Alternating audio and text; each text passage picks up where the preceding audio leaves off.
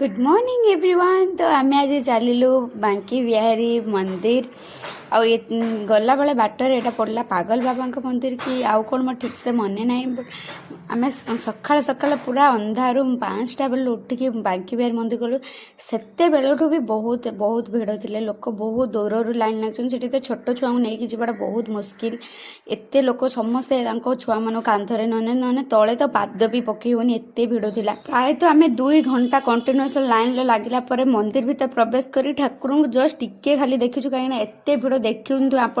देखी भी डरी जाते तो सांगे सांगे आम बाहर को बाहरी आसलु पूरा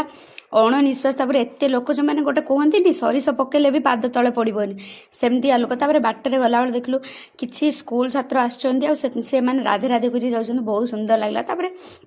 संध्यार आम ये गोटे पाखर थी मंदिर की जाइलु से मंदिर एत से भी बहुत बड़ा से आराम से ठाकुर